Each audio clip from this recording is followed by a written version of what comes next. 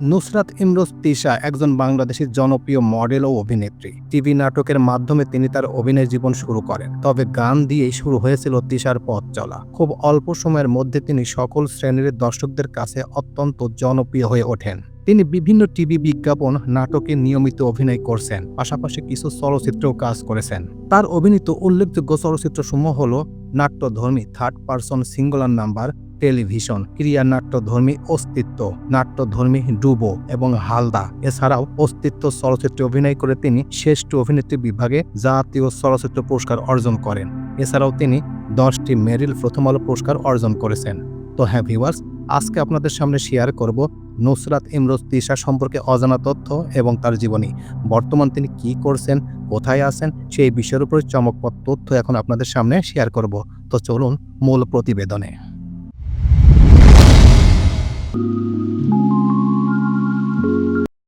প্রাথমিক জীবন। 1995 সালে নতুন কুড়ি প্রতিযোগিতায় প্রথম স্থান পাওয়া তিশার মিডিয়া জগতে পদার্পণ টেলিভিশনের মাধ্যমে।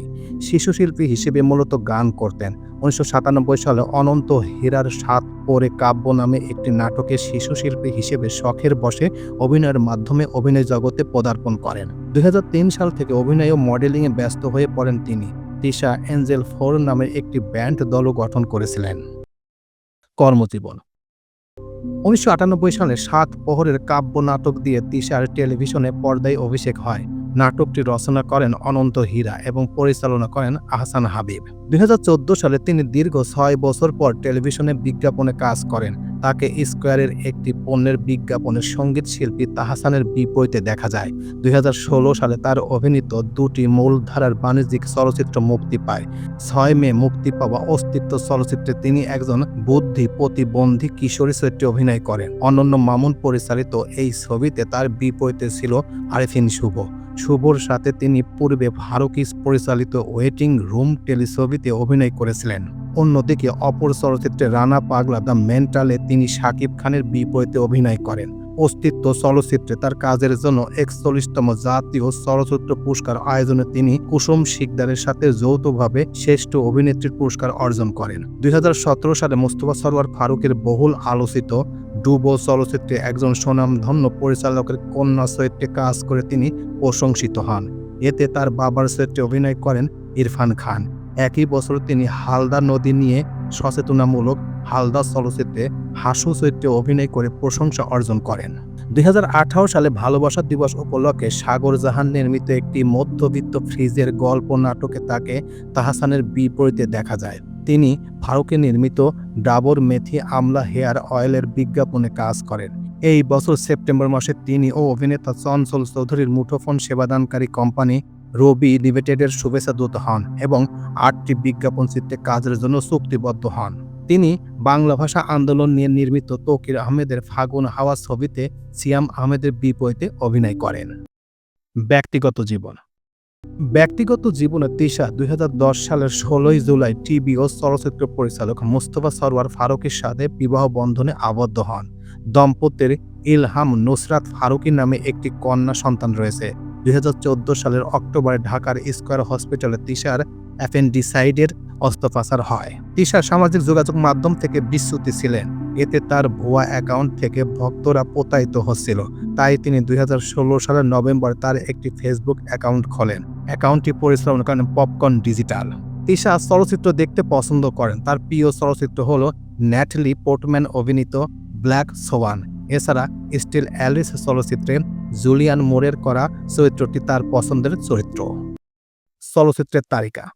তিশা নাটকের পাশাপাশি অনেকগুলো সিনেমায় অভিনয় করেছেন। তার অভিনীত সেই সিনেমাগুলো হলো third person singular number, runway, 72 ঘন্টা, টেলিভিশন, ডুবো শহর, অস্তিত্ব, রানা পাগলা দ্য মেন্টাল, ডুবো, হালদা, ফাগুন হাওয়ায়, শনিবার বিকেল, মায়াবর্তী, হলুদ বনি, বীরকন্যা প্রীতিলতা, মুজিব একটি জাতের রূপকার, something like an autobiography, Dhaka 2040, বোবা রহস্য, বালিঘর। তবে এখানে ঢাকা 2040 বোবা রহস্য বালিঘর এখনও নির্মিত হয় নাই। যখন নির্মিত হবে তখন তিনিই অভিনয় করবেন। নাটকসমূহ। তিশা তার ক্যারিয়ার শুরু করেন নাটক দিয়ে।